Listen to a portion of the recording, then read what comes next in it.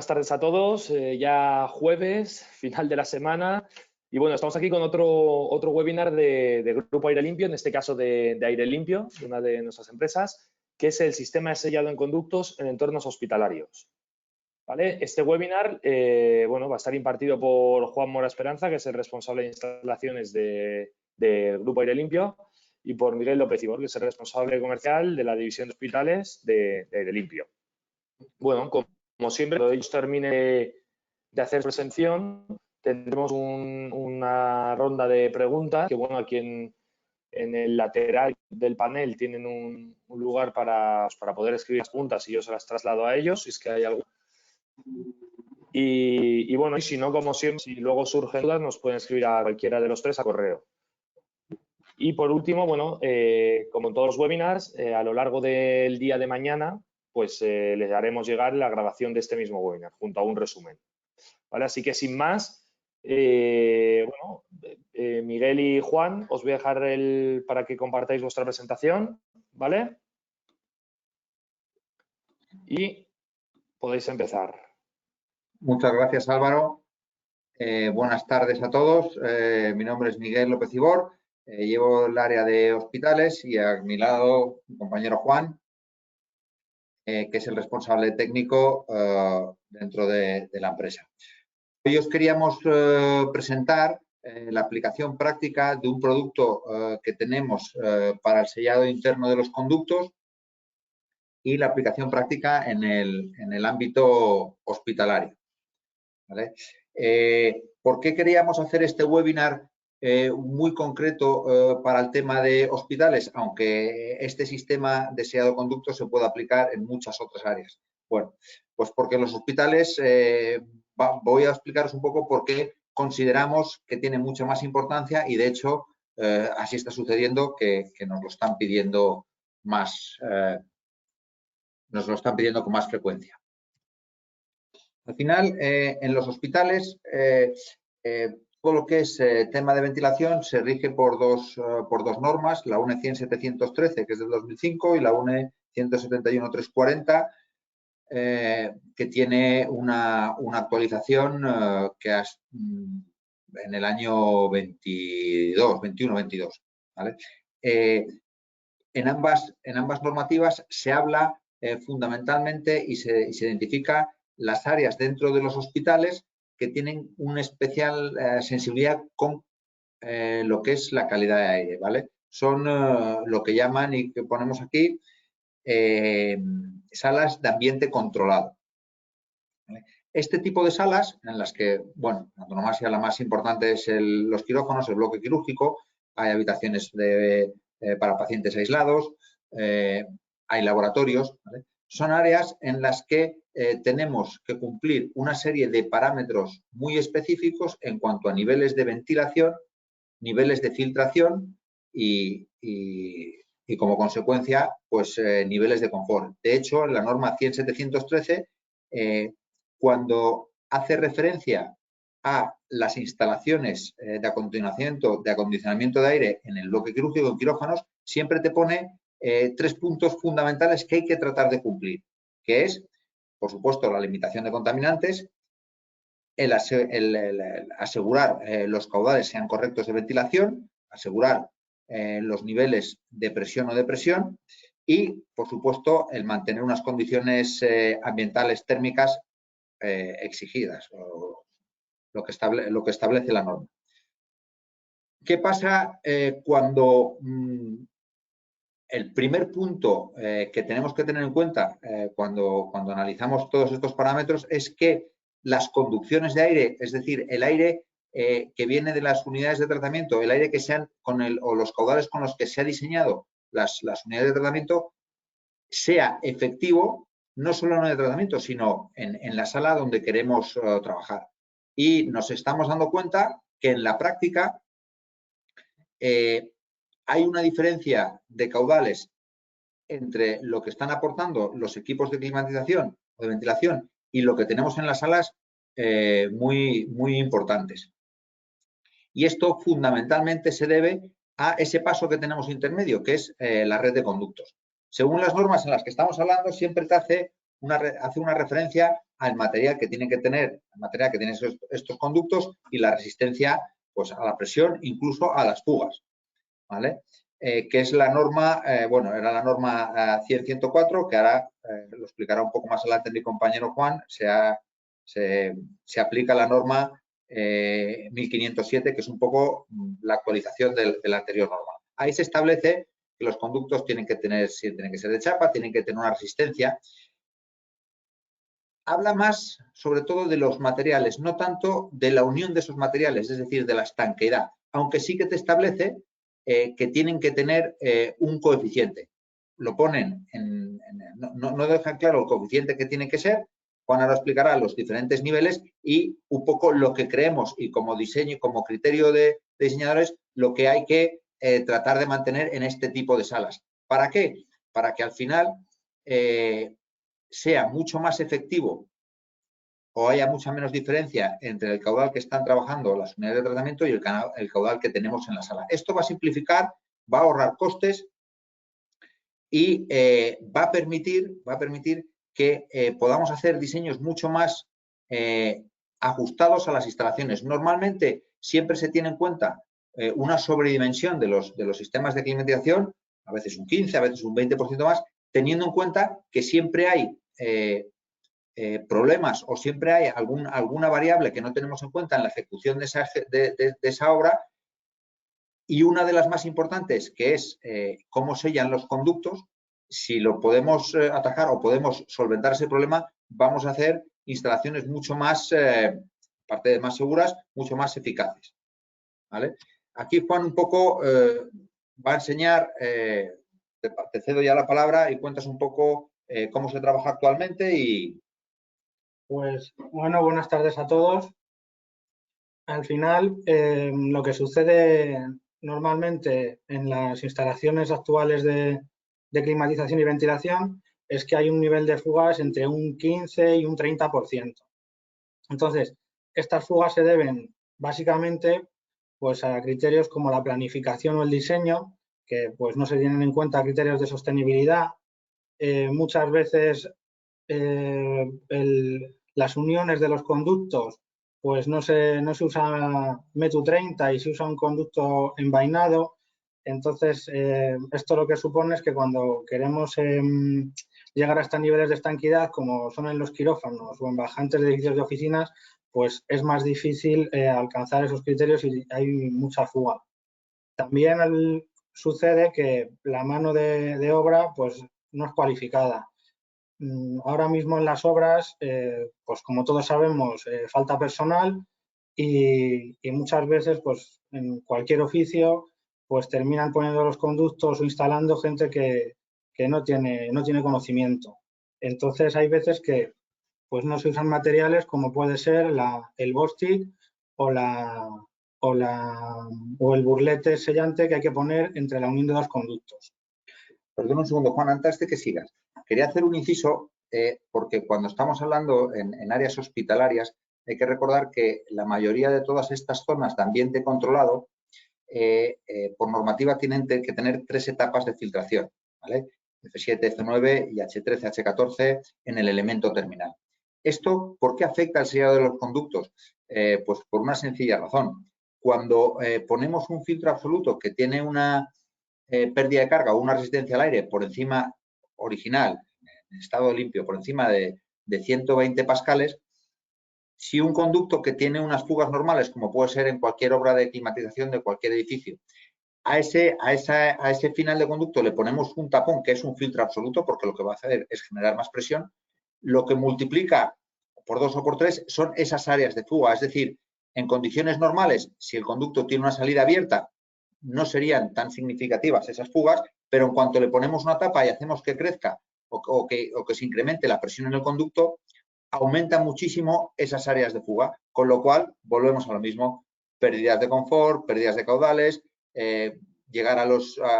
cuesta llegar a los niveles que se exigen de presión o de sobrepresión. ¿Vale? La imagen que está justo abajo, el conducto que llega a una impulsión, es un ejemplo de cómo se suelen hacer los diseños pues actualmente. Se sobredimensionan los equipos y cuando no alcanzamos la presión deseada en el área a tratar, pues lo que hacemos es que incrementamos la velocidad del motor. Entonces eso lo que hace es que las fugas, como dice Miguel, pues sean mayores y mayor coste energético al final para todos. ¿Qué implican las fugas en una instalación? Pues en las instalaciones tenemos fugas en conductos de impulsión y retorno. Normalmente el retorno suele presentar más fugas porque es algo que a la hora de instalar se suele poner menos empeño. En los conductos de impulsión lo que nos sucede con las fugas es que no cumplimos la norma, el incremento de los costes energéticos, al final todo el aire que en una climatizadora estamos llevando una temperatura lo estamos expulsando al falso techo. Esto que condiciona disconfort térmico de los ocupantes de las salas a tratar y aumento de niveles de CO2. Y muy importante, como ha comentado antes Miguel, no se llevan a cabo las renovaciones ahora necesarias en una sala de ambiente controlado.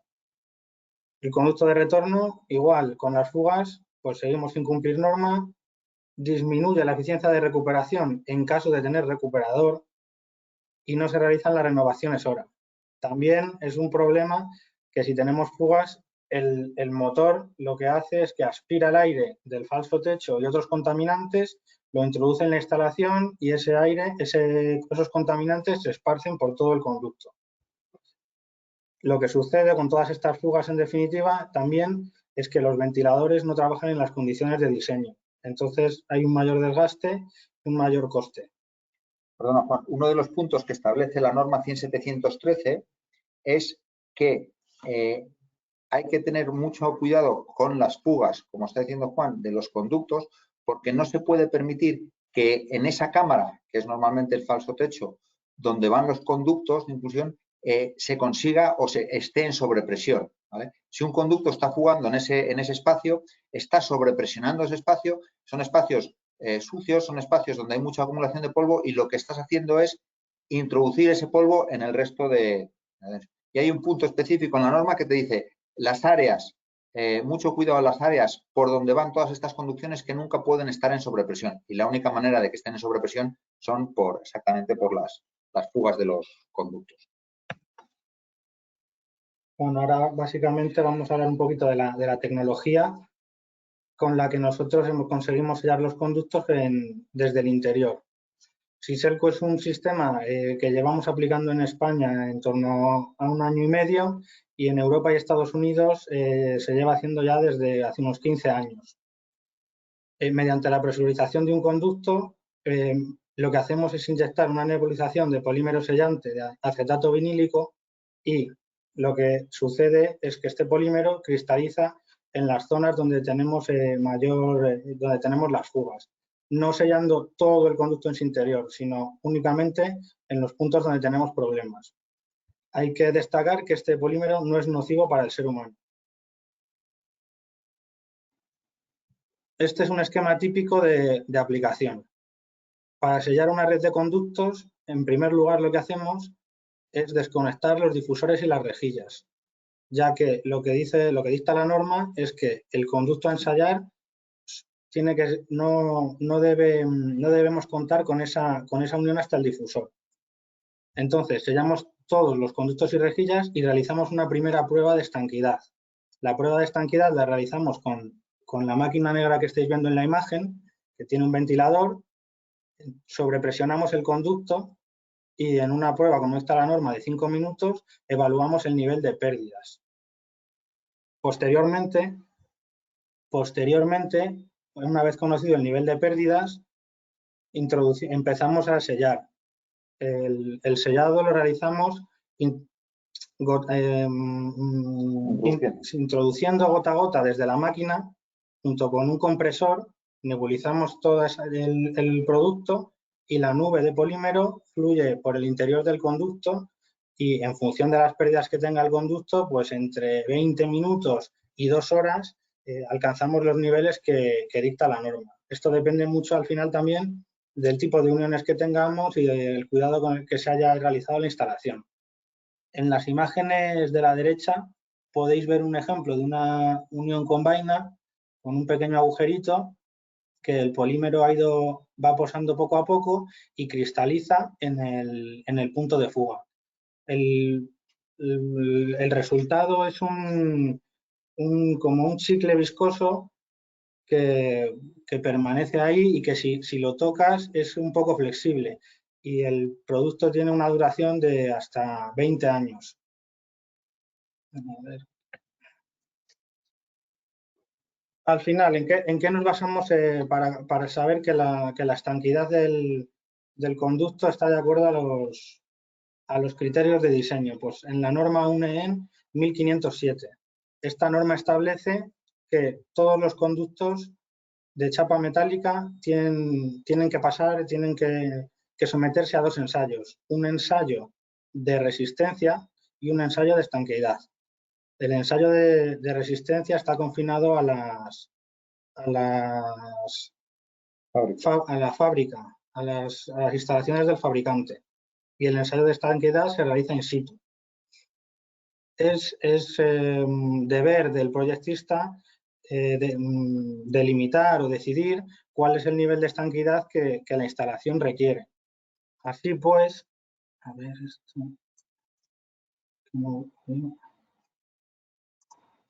No puedo contar.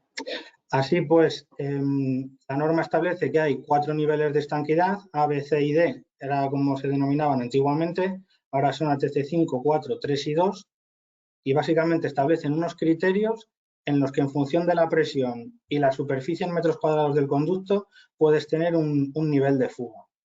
Por ejemplo, en la derecha podéis ver que un conducto de un quirófano de 85 metros cuadrados de superficie con una clase de estanqueidad ATC2 a 500 pascales puede tener una fuga de 17,38 metros cúbicos.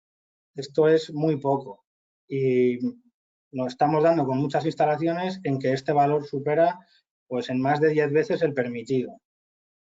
Entonces, sin más, os vamos a comentar un caso en el que en el bloque quirúrgico de un hospital tenían problemas en 8 quirófanos, ya que no cumplían con los criterios que establecía la norma. Como os he comentado, la problemática se daba en 8 quirófanos que tenían la disposición del esquema de la imagen de la derecha. Es verdad que en el esquema solo salen 2 difusores y 2 retornos, eran 4 y 4.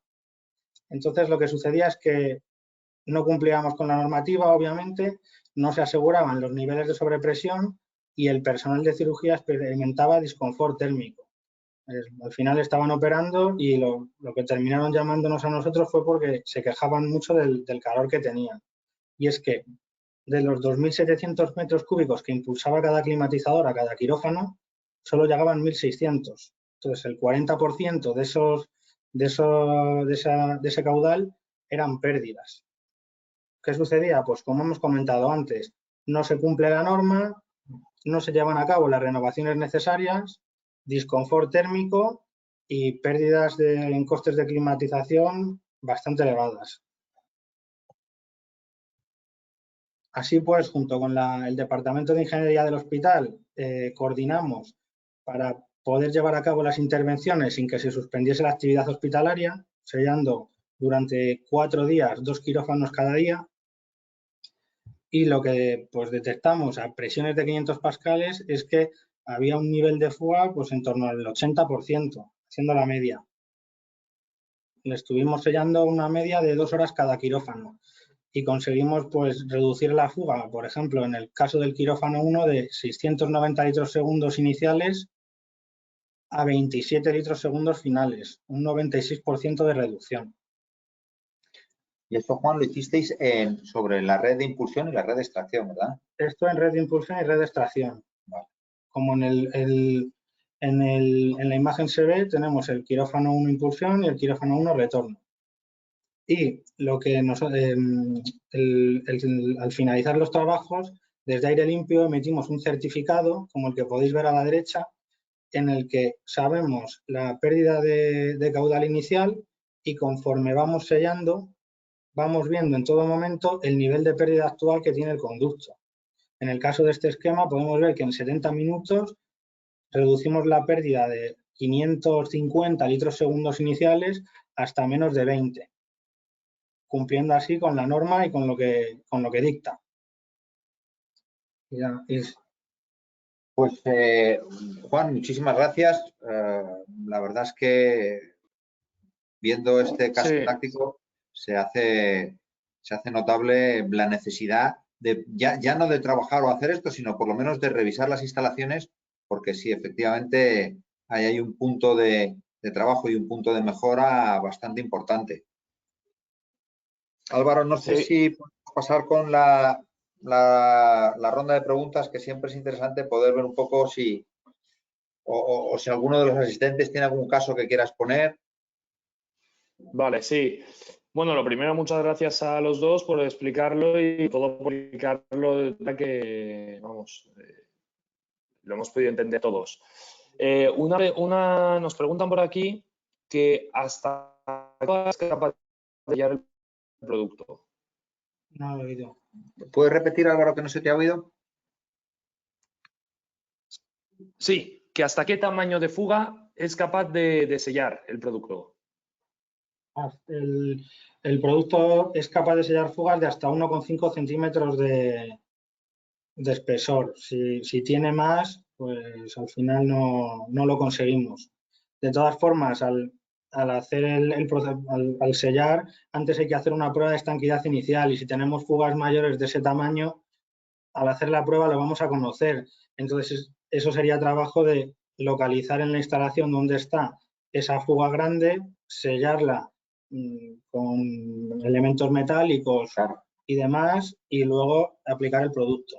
Porque normalmente por encima de ese tamaño de fuga ya no es una falta en el sellado, ya es una rotura. ¿Sabes? La rotura del conductor se trata de otra manera, o a lo mejor es simplemente que falta una tapa o que hay una derivación que está abierta. Entonces estamos hablando siempre de sellado, de mejora de la estanquidad en fisuras en las uniones, fundamentalmente. Y eso hasta ahí, como dice Juan, 1,5 centímetros más o menos es vale. Vale, nos preguntan también que qué duración tiene ese tratamiento, o bien cuándo se debería volver a comprobar la estanqueidad.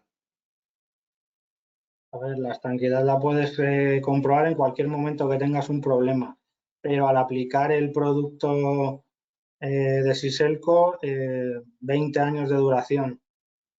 Sí que es verdad que al producto no le puede tocar el agua.